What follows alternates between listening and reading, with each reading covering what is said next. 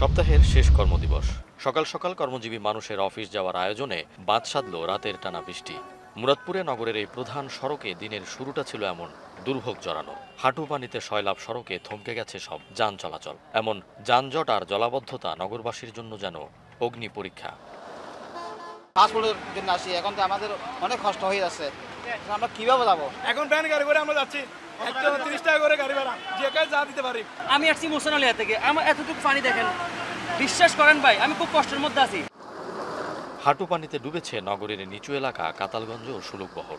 অল্প বৃষ্টি হলেই এই এলাকার দোকানপাটে পানি, দুর্ভোগের চলাচল বা যানবাহন বন্ধ হয়ে যাওয়া যেন নিয়মিত চিত্র।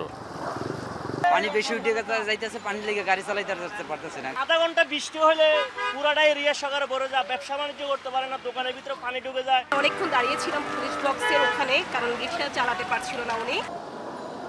এমন বাস্তবতা নগরীর আরও অনেক নিচু এলাকার।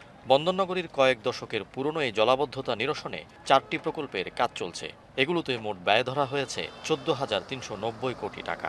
এসব প্রকল্পের পরও এমন দুর্ভোগ হয়েছে চরম ক্ষোভের কারণ। আগেগুলো দেখাইতে হবে, যেগুলো জলবদ্ধতা আছে, যেগুলো খাল পরিষ্কার ওগুলো দেখাইতে হবে। ওগুলো না দেখাই আপনার খালি পানি উঠতে ওইটা দেখাইতে আসে। বালিতে আর আপনার পাথরের কণায় নালাগুলো পড়ে গেছে। এগুলো যদি আপনার খনন করা হয় তাহলে কিন্তু পানি আরও কম হইতো।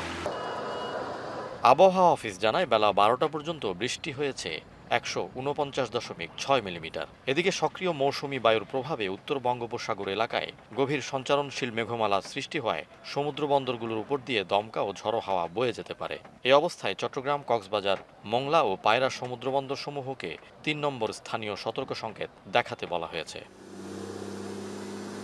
ফাইসাল করিম, এখন চট্টগ্রাম।